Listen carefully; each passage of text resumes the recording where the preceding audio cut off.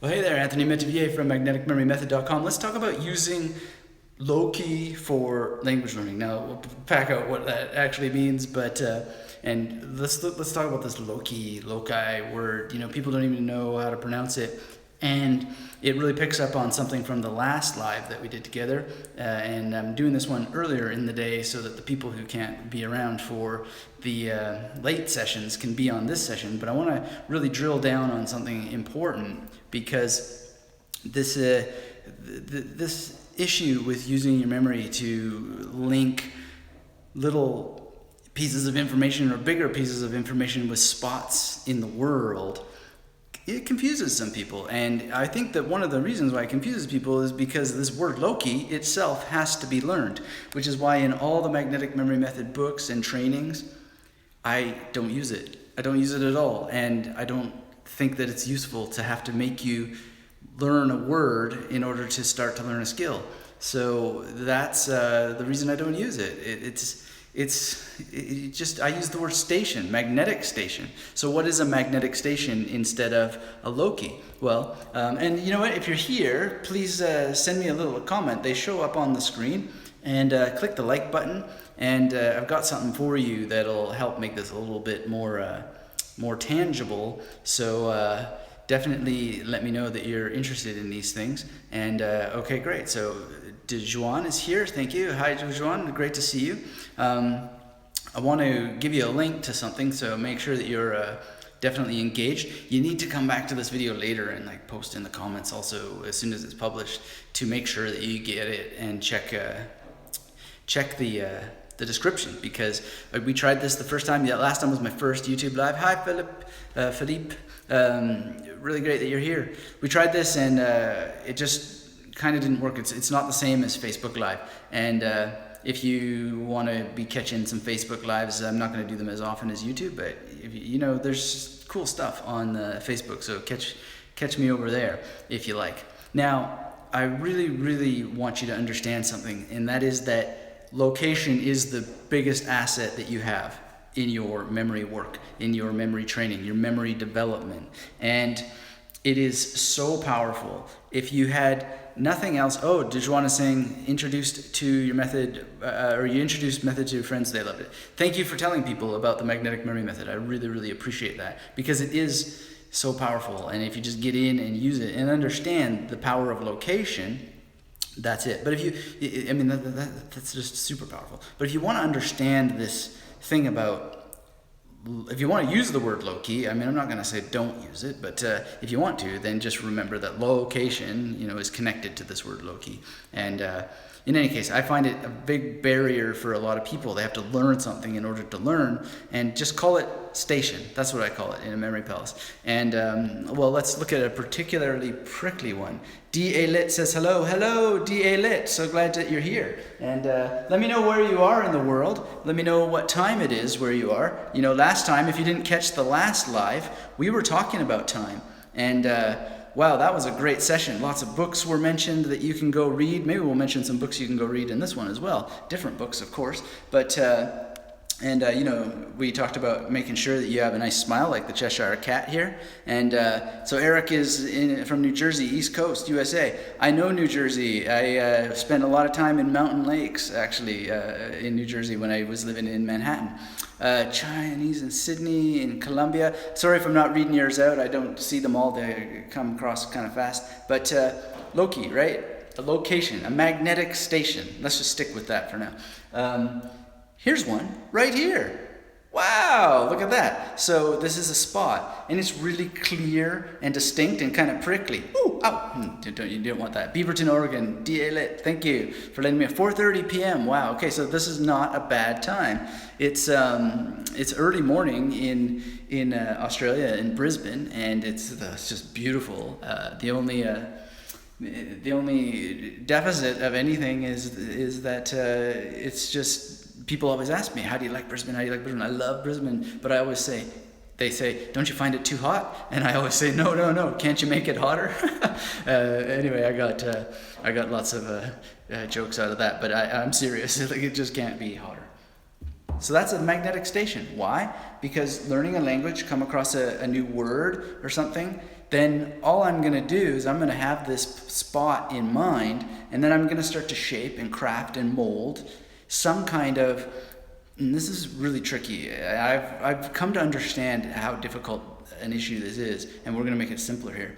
But I'm going to craft and shape and mold an image that's going to help me recall the sound and the meaning of a word. Now, let me think here. Shi, pin, ke, chang. Yeah, so that's a new Chinese word that I learned, and it, I don't know that the pronunciation is that perfect because I'm trying to like now nail it into speech, right? But it's like shi, pin, ke, chang. So fourth tone, first tone, fourth tone, first tone, or no, second tone, sorry. Fourth tone, second tone, fourth tone, second tone for those words. And the image I actually created in a different magnetic station because I learned that while we were walking down the street, but I transported it over here later, right? Oh, Dujuan says accurate. Great. I love that. And April, she drills me and she also helps me to get it right. And then of course the thing is, right, is that you don't just revisit and unpack the imagery that's helping you get back the sound and the meaning of the word. What you do is then you embed it in a sentence, right? So, 我的视频可长不如你, and it isn't. It's like the video course I'm working on now is wow, it's not easy, and I'm putting a lot into it, and I'm gonna go for a bike ride after this and then work on it some more.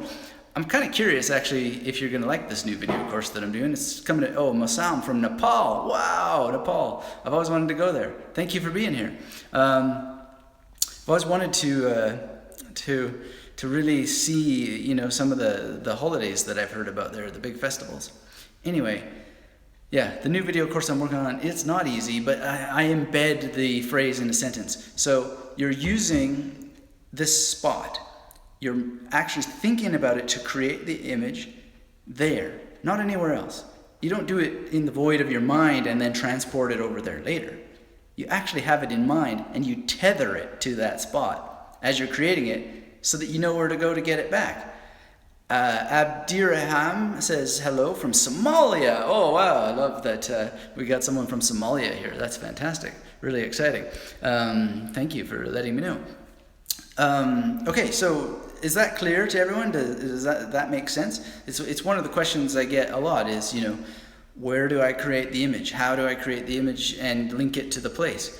It's linked by virtue of creation. You know where you were born, right? I was born in Maple Ridge, which is basically Vancouver, and I know this. It's a station, a magnetic station in the world. My mom probably knows it better than I do, but it's a place. And each mnemonic image that you create is a station. It's a place, and you create it there. You give birth to it there. And that makes it easier to go back and go, what was going on there? And you can reconstruct it. And then that helps you find the pieces, because sometimes these images aren't perfectly constructed and you might struggle with pieces of them. But if you can track back to just one of them, you've got multiple moving parts, especially if you're doing the sentence embedding. And then also sentence substitution is really good. So the example of like, my video course is not easy, right? I can say today my video course isn't easy. Yesterday it wasn't easy to work on it, or whatever, right? And you can do these little variations. That helps already start embedding it into long-term memory. We're talking like 5 minutes of like little memory exercise here. George Allen from Roseville, California. What time is it in Roseville, George? Where's my jet? Oh yeah, you were here yesterday. Great. So this might be a better time. I don't know what time is the best time to do these, and I'm testing a little bit. And if you want to be notified for sure by email, make sure that you clicked that little bell button there. Oh, and you may have received an email about the last YouTube live. I was talking about it in the email, and trying to. Oh, thanks, George. 435 Roseville, California, or Roseville, CA. You want to be subscribed to my email list, and one of the best ways to do that, if you're not already, is just go to magneticmemorymethod.com and get on there. So that's a great thing to do, and I'm glad that you're here. And I don't know, did anybody watching this now see that email? Receive it just now? Nope. Okay, well, in any case, if you want to be notified about things by email, then definitely. Oh, Jose says yes, Dejuan's yes. So you saw that? Yes. Okay, excellent. That's great. So this is going to work out. Cool. But yeah, are you notified on the from YouTube itself? I mean, one of the reasons why I ask is because what helps really make this is that YouTube will support this work that I do if they see that you're interested, and how you trigger your interest to help this project grow, to help bring these techniques and the detail that I want to bring to them in the teaching. The YouTube needs to see the engagement from you guys. So how do you do that? You make sure you're subscribed on YouTube. You click that little bell, leaving comments, sharing the stuff, and showing up. And that's what makes it work. It's magic. It's really good. So I really appreciate you being here. And if you have any questions about what we just talked about, please let me know, either now or come back to this video so that you can add the questions later and we can expand on them or have another live session. But it's und es ist 3:47 Uhr in Ostafrika. So Abdirham is using German here, and he's saying that it's 3:47 in East Africa. So that's great. And you know, it's interesting that you raised that point, because I'm not in Germany anymore, and I just had a call this morning with someone. We're talking about actually making the magnetic memory method in German for people, but I got to speak German, and one of the reasons why I want to do that is to help people in German that have asked me, you know, we would love to learn this in our own language and have examples in our own language, and so just got to do the work, right? But that's one of the ways that gets done is through your support in being involved, showing up to these, sharing them, commenting on my blog, everything, every visit you can make to magneticmemorymethod.com and be a participant and reading that stuff and listening to the thank you DA for ringing the bell. Cool. All that stuff helps, and then it's going to mean that this magnetic memory method can be in every language in the world, because I invest all the time and energy and resources that this creates in expanding it and reaching more and more people. So the German translation is underway. We're just doing talks, but a lot of it has already been translated, actually. It's just a matter of launching it, and it's going to be great. And so, Dejuan asked if I could give more examples in these videos other than just the one that we were talking about with the cactus here. But maybe you can, instead of me going through all the stuff I'm learning, what is something that you, while we're here, before we close down, send me some things that you would like an example for, because I have a hard time seeing how my examples can really help anybody else. We can think together. If we can think through the process together, I think that's going to be a lot more helpful than me saying, okay, when I was learning German and I needed to know the word zerbrechlich, I saw a zero, and then I saw the playwright Brecht. Like, you might not even know the playwright Brecht. And he had some licorice, and there was a vase, and the vase then later had what do you call it? See, I can't even think of what the thing is called. What do you call it? A kite. It had a kite on it. And the kite was helping me remember that zerbrechlich can also be zerbrechlichkeit. And where is this? Well, I can't show you, but because we're not there, we're not in Berlin. It means fragile, by the way, zerbrechlich. And but let's just say it was here, right? So it was in Berlin. It was in the Sony Center, the escalator going down, and what you had there was this exact thing. Now, there's a reason why it was a zero. The zero, I'm going to have to stop and read this. Können Sie uns bitte sagen, was der Unterschied zwischen Berlin und Australien ist, und wie kommst du mit deinen Sprachenlernen? I think it was Sprachenlernen at the end. Okay, yeah, let me just finish this, but I wonder if there's a way I can see these comments after, so I don't have to like read them in... No, it doesn't seem to let me see them after, so apologies if I have to break to read the thing so I can answer it. So yeah, this little image would be happening there, and the whole thing is that it's got to help me recall the sound and the meaning of the word. So the sound is zerbrechlich. In another form, it's zerbrechlichkeit. So it's the difference between fragile and fragileness. And the image needs to do both the meaning and the sound, so it's not just that it's a zero. And there's a reason there's a zero, which is a more detailed conversation to get into. But brescht, of course, helps with the bresh sound, which is brechen, to break. And then licorice gives me this ish sound, so Sarah Bresh Lish, and I just decoded that. And then, that was a magical time, actually, when I was, Eric is asking, do I do this for every word, or what words in particular do you use the MMM for? Well, you use the MMM, okay, well, that's a great question, actually, because you don't always need to use it for every single word, right? You need to use it for the words that you can't remember, and that you want to remember fast, and just get the job of remembering them done fast and into long-term memory fast and reliably. So, like in the polyglot community, I don't know if Chris Huff is on the call. He was recently just tweeted me, and he gave a presentation at the Polyglot Gathering in, I've been to 3 now. I guess it was the first one. Yeah, it was the first one. He gave a presentation, and it was the second one. He gave a presentation, and he talked about the stubborn quintile. And the stubborn quintile for polyglots are like the 5% of words that no matter what you do, you just can't seem to get them into memory. And, you remind me that I have an interview with him that it just, in the activities of life, just somehow didn't get edited and released. Let's get that off the to-do list, because what he says in that interview is so helpful for you, and I'm pretty sure we picked up the stubborn quintile. So Dujuan is asking about what if a word has many forms, like in French. This is very easy to deal with.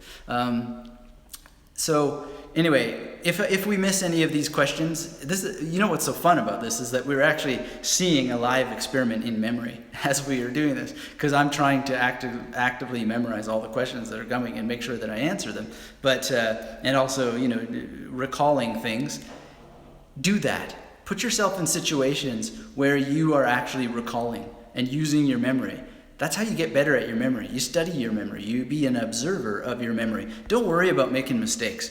Don't worry about making mistakes. No one cares. They're never even going to remember that you made mistakes, unless you're a guy like me who's like out there teaching memory, and you make a mistake and they're never going to forget it. They're going to be like, that guy. There's been memory competitors who have been on TV and they can't even remember the name of the host, right? And it just happens because we're humans. We use the techniques. Push comes to shove, watch out, don't get into competition necessarily, but it's just, you've got to be paying attention. You've got to be using them. You got to be part of the life, and there is a bit of fitness to it. This is the mental equivalent of going to the gym to work out. In many, many ways. Your brain is a muscle, and we're making it as fit as possible. But that doesn't mean that every day in the gym is going to be great. Some days you're going to eat a chocolate bar, and it's going to be crap for your health, and it's going to throw your training for the week. You're going to feel bloated, and so that happens with your brain as well, and with your memory. So one thing that I would just suggest is put a bit of skin in the game and actually put yourself in situations where you need to use your memory. And I've done it many, many, many times. And it feels so good. And then you're authentic and you're an honest person. And you just use your memory. You use it very, very well. And that's basically how it works. So yes, I would use this for every word that I struggle with. If I don't struggle with it, well, I don't need to use the memory techniques. However, the thing is, though, is that when you want to use the memory techniques when you extend to the phrase part, then that's where I think it's best served that you use you use imagery to memorize the little incidental words. So there's not a whole lot of time spent in the magnetic memory method vocabulary builder on the, and, but, and so forth. Like, you need to learn those words, but they're kind of better picked up in the phrase element. So let's say you got 10 Loci and or stations. I said I was going to call them magnetic stations from now on. I want to bring us into the 21st century here and use modern terminology. You've got 10 of these, right? Distributed strategically. If you don't know the magnetic memory method, then learn it, because it's going to help you strategize where these stations are, the order that they flow in, how that you're going to use them for your recall strategy, your patterning.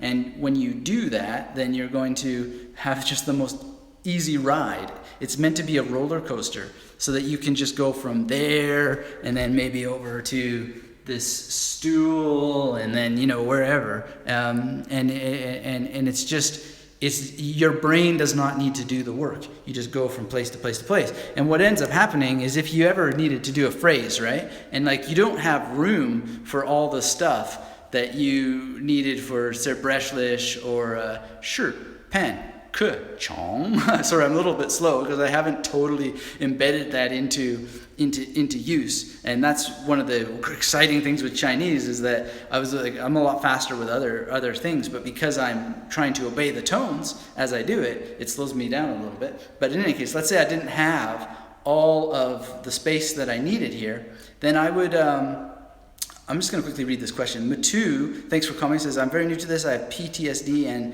have had the greatest breakthroughs in therapy in my own practice. I missed your question. Can you post it again?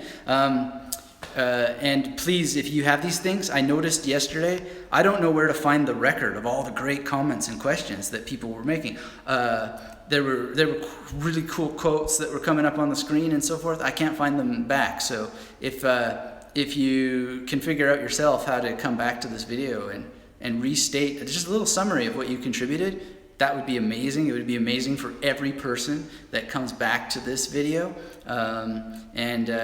You just find it on my channel. I know I'm asking you to do work, and they say you shouldn't ask people to do work, but I'm going to do it anyway. But if I want to know what you were saying there about PTSD and see if I can answer your question. So please post it again because it went by too fast. But if I needed, like I don't, that phrase that I shared with you, I don't need images for the rest of those words because I already know them. But if I did, well, I'd either compound them on here somehow on the same station, or let's say that the clock is the next station in the journey, then I would have a continuity stream like that, and then over there if it needed 3 stations. So take it to something that's not foreign language for a second, not vocabulary, but of Peleus' son Achilles sing, O Muse, the vengeance deep and deadly, whence to Greece unnumbered ills arose. Woo, that's a lot, right? Well, that's about 7 stations. So that would be starting here, going over there, and then a couple other places, right? And just ride that roller coaster. I rode that roller coaster maybe 3 times, and it was good. And that's years ago. How well do memory palaces work for accelerated courses where I have a test every week or week and a half? Roblox, thanks you for that great question. The last live was on time, controlling your time, managing your time. The question is to start a strategy like that ASAP and work it. Here's the number one thing. You got to dig your wells before you're thirsty. And so I don't know how much time it would take because I don't know what you're dealing with. But what I can say is that you can do it. You can make a stab so significant that you will not have a problem whatsoever. I'm just going to read this. My PST is often made worse through mnemonics. Should I try to separate my traumatic memories from the intended matter? Interesting. Okay, let's flag that because and in some, yeah, that's interesting. Okay, so, but anyway, to continue with Roblox, just quickly, you want to work it out. You want to figure it out so that you're able to sit down and understand your time need for the particular thing. And you have magnetic memory method training. It walks you through all this sort of stuff. But just to get started, make sure you know the time ritual thing and make the time to use the memory techniques. You'll find the journey in the activity and you'll sort it out and it'll work for you. You'll just find it. So let me just give you another kind of example. I knew that I needed to go to China and I needed to be able to say certain things and I needed to be able to have a particular conversation, which was to ask the permission of my father-in-law's to marry his daughter, and and have chit chat and seem like the responsible and intelligent person that everybody thinks that I am. And so I needed to be the person that I know I can be. So I sat down and I figured out what I needed to accomplish, and I used the magnetic memory method vocabulary builder to guide me. It's in the masterclass. And I sat down every morning and I accomplished a certain number of words, which was typically 10 words a day with phrases. And then I had 2 meetings a week on Skype with native Chinese speakers to go through the material and have them throw new stuff at me. So whatever it is, whatever you're doing, you'll have a pattern, and you will figure it out by actually being in the territory. So you create the map from being in the territory, and you have all the guidance already. You have the training, you're fit, you have the fitness, you know what to do. It's just a matter of now execution, learning how to execute by doing the execution. And you'll just have the most amazing adventure, because it's an engine that builds itself, and that engine just gets stronger and stronger and stronger relative to the work that you're putting into it. It's just like going to the gym and getting your body fit. And you keep going to the gym and you learn about what you, like I'm gonna go to the gym later today. And I'm just, April, we were watching Batman. Be careful watching Batman with your wife, because she just said, he looks really nice. I wish you had a chest like that. And so of course I'm just like, how do I get a chest like that? Well, I watch a video, look on the internet. The guy says, okay, you got to do this, you got to do it this many times a week, and you got to eat this way. And I'm already pretty disciplined about this sort of stuff. But then I go to the gym. I'm now 2 weeks into, let's call it the Christian Bale fitness regime, and I feel it, but I'm learning so much. But if I was thinking about it, strategizing, reading, and not in the gym, I wouldn't have the results, and I wouldn't have gotten anywhere. So I hope that makes it clear. And I know it's kind of like a non-answer. It's a kind of Yoda answer. Do it. Do or do not. There is no try, that kind of stuff. But that's the truth. That's the reality. And if I have one job in the world, it's just to help you get in the field. Get in there and start mapping out the territory. And all the guidebooks and the training, it's very, very powerful to know what you need to do when you're in the field. But you've got to be in the field doing it to really make it pop and work for you. So quickly about this PTSD thing, I think that's really interesting. If you're finding that negative imagery, and I connect with this because I have it as well, like one of the things, good answer, says Roblox, gonna get started right now. Awesome. Love to hear that. And keep me updated on what you're doing and how you're doing it. And if you come up with... See, this is the thing. When you go and you take action, then the quality of the questions rises. And that means the quality of the answers rises. So, and then the solutions you get from the answers rise. So be in the field. Do. And the rewards are in the doing. Okay, so my best suggestion is to work on, use any negative stuff later, because I still also don't have very, very powerful skills with de-darkening or lightening up the dark stuff. So an example, when I was training, quote unquote training, to go to China, I was building my Chinese memory palaces, and I was on the Sea Palace, and I'm not going to get into like the gory details, but the one that came to mind, because I like to go with the first one that comes to mind when I'm making a new string of memory palaces. I just think, no, that's not a good memory there. Not in the least.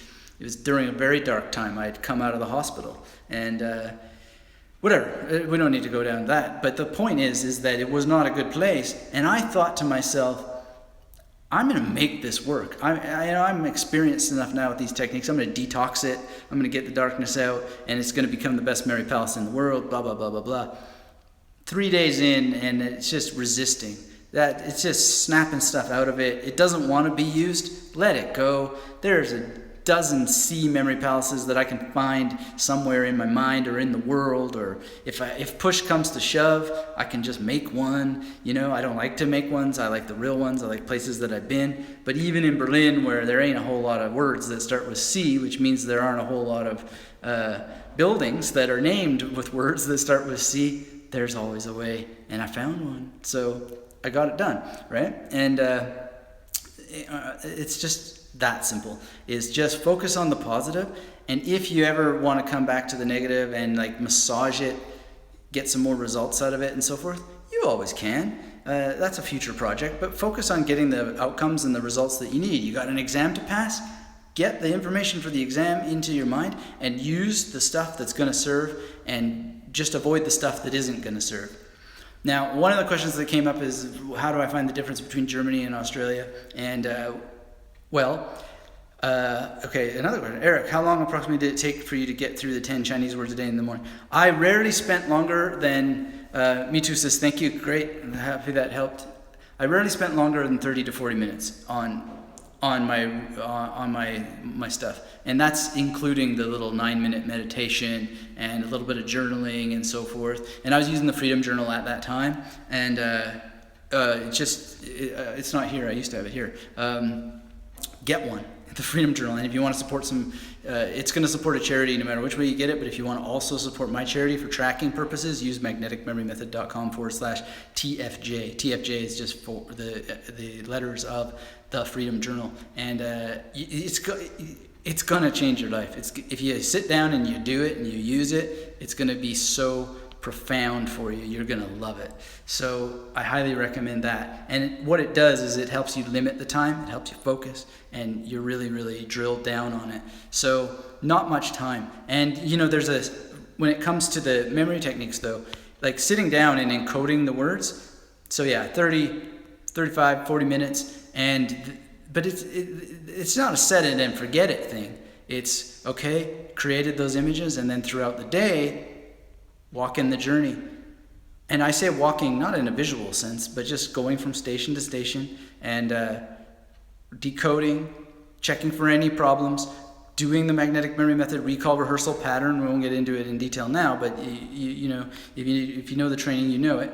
And that pattern is what helps this go so much faster, is because when you use magnetic memory method recall rehearsal, what you're doing is you're maximizing the benefit of the primacy effect and the recency effect, and you're winning on all possible angles. And also what you're doing is there's something called serial positioning effect, right? And so you're bringing in recall rehearsal, you're totally maximizing the effect of all those three effects by using recall rehearsal patterns in a particular way, and you're triggering each point with a maximum amount of attention and exposure. No spaced repetition software in the world will do it better than you can with your mind, and no spaced repetition software in the world will be more honest than you must be with yourself, and no spaced repetition software in the world will give you the confidence and the joy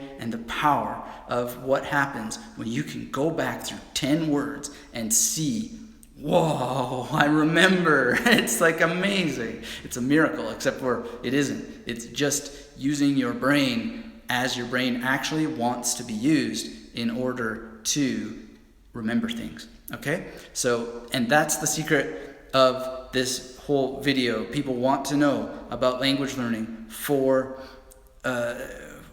actually encoding the mnemonics with a magnetic station, and then how that you, as we talked about in this video, going from place to place to place, decoding it later in your mind. It's the closest thing to real magic that exists, and it's so exciting. You've just got to surrender yourself to the discipline of doing it. It is like going to the gym. I have a pattern today. Today is shoulder day. I have to do a certain number of pull-ups, and I'm going to go and do them in a particular order before I move on to the next exercise. And then that exercise has a certain pattern that I will follow, and then that will lead my muscles to grow in a particular way. Same thing with magnetic memory method. It took me years to figure it out. And then when I figured it out, it took me another year or two to streamline it. And then And it's not perfect. Every person experiences it differently. You're going to make your own modifications. You're going to make little discoveries, and you're going to be your own powerful person because you were the one who went into the territory and you mastered it for yourself, and you got the results because you earned them. And that's the kind of thing that this is for. That's the kind of person that this is for, is the one, you got to think of yourself as Neo. You're the one.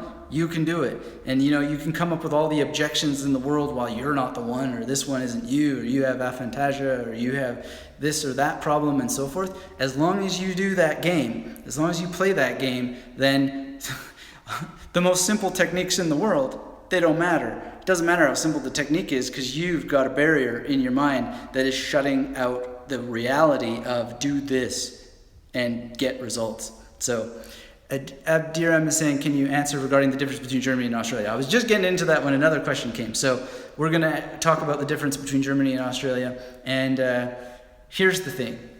They're very different.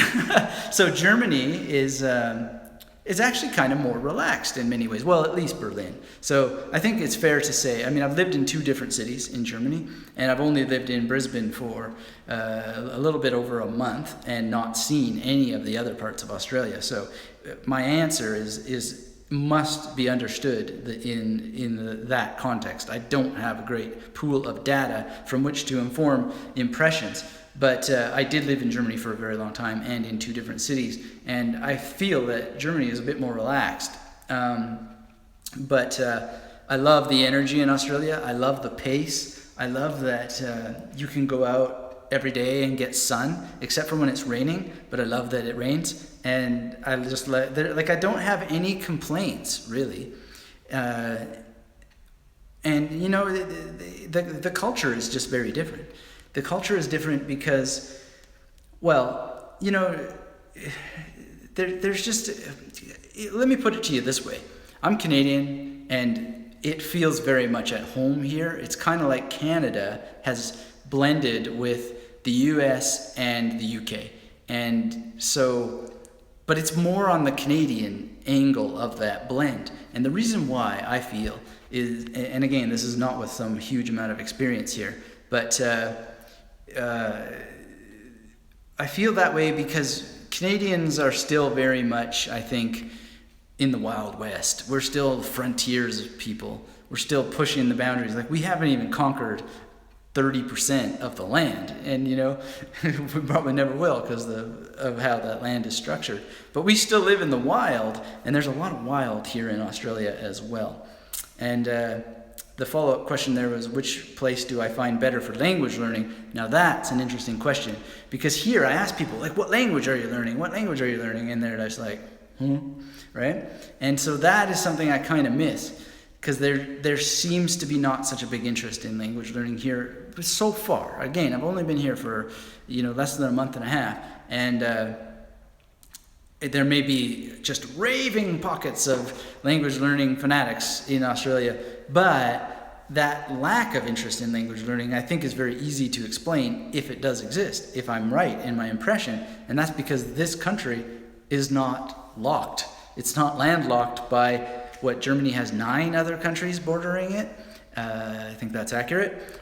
9 other countries, and I believe every single one of those other bordering countries, with the exception of Switzerland, speaks a different language, or they have another language that is spoken there other than German. So that makes Berlin, and where I lived in Saarbrücken in Germany, which was also kind of a border town. It was right on the border of France.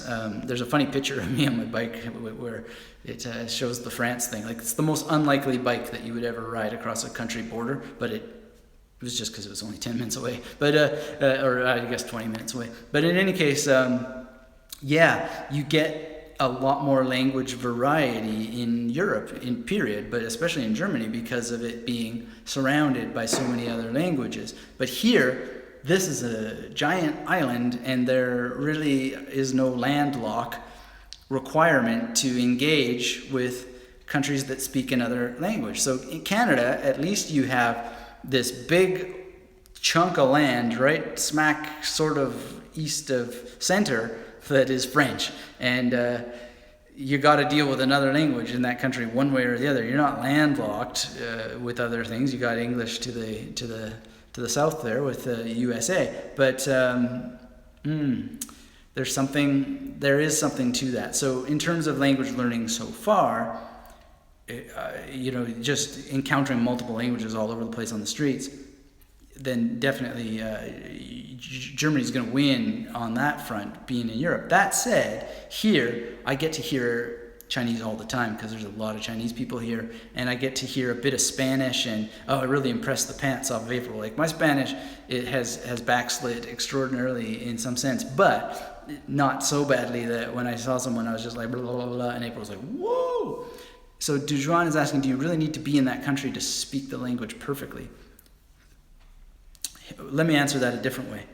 Don't try to speak languages perfectly. You can't even speak your mother tongue perfectly.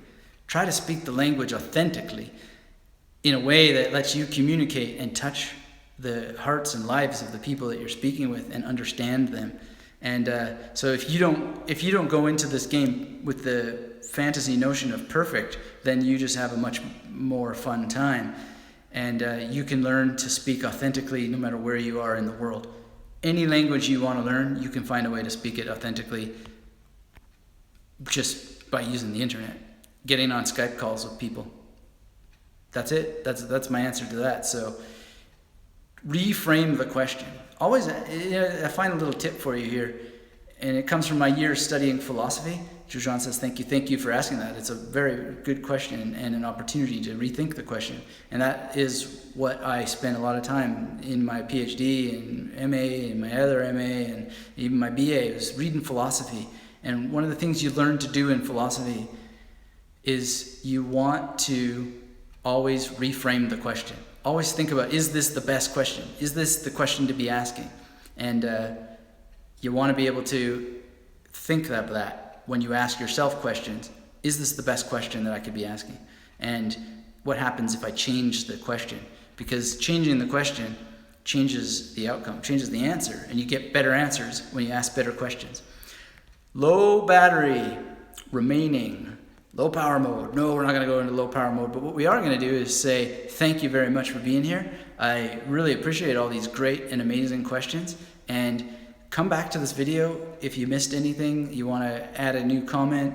Please be active and engaged, and that helps me continue doing things like this, because if you like to see more of this, then that is going to be a consequence of your participation, and you can participate by coming and listening to the podcast at magneticmemorymethod.com. Let me know that you listen to them. Leave some comments. There are people who want to read from you what you have to say, the questions that you have to ask. They will interact with you. And DA says, thanks, I'll be back. Excellent. That's going to be great. I can't wait. But there's many ways. Be in the conversation. Be part of the developing conversation about how we can use our memory better, and you will benefit from it. Because the more you keep memory on your mind, the more you're thinking about memory, the more you're discussing about the topic of memory, the more you're contributing to the development of the discussion and the sharing of the discussion.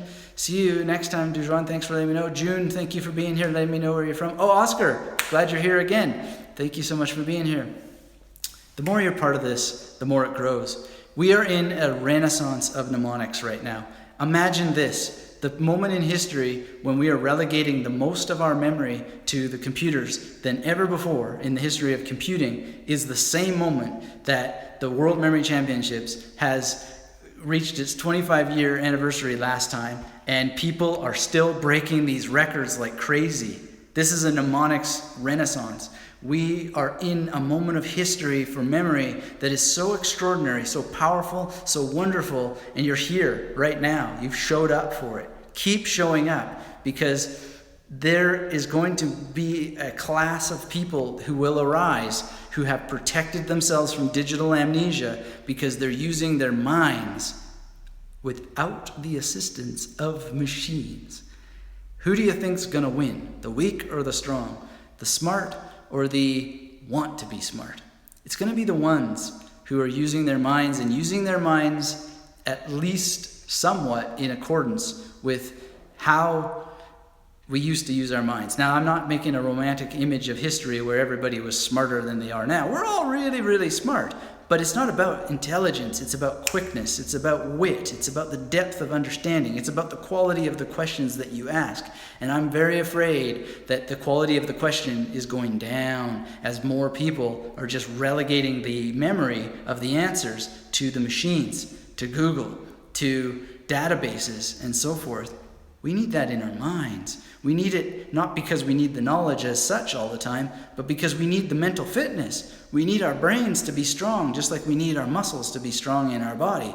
We need it. We're humans. We need to be healthy, and our brain is part of it. And how you work your brain is that you work your mind, and you let your mind do the heavy lifting for you. Same thing when I go to the gym. You think that the Christian Bale workout that I'm on requires me to sit there pounding weights for 40 hours? No way. It's designed to actually make my body do the minimum amount of lifting to get the maximum amount of muscle growth. Same thing with mnemonics. That's why you just make it simple for your brain. You let your brain learn the way that it wants to, but you use technique. You use what they figured out thousands of years ago, and we're still refining. We're still making better. People in the memory championships are still breaking records. Why? Because they're refining the techniques. They're understanding them, they're learning them, they're practicing them, and they're saying, what happens if we change this? They're asking better questions.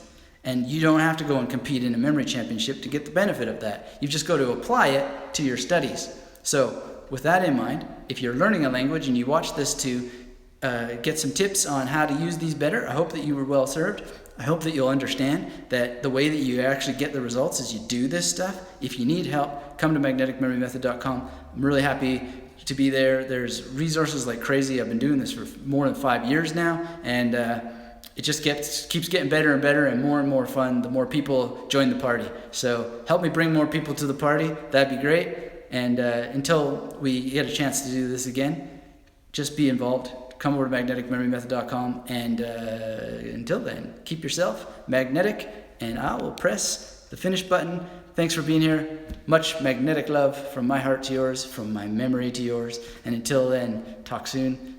Be well, and be kind to other people.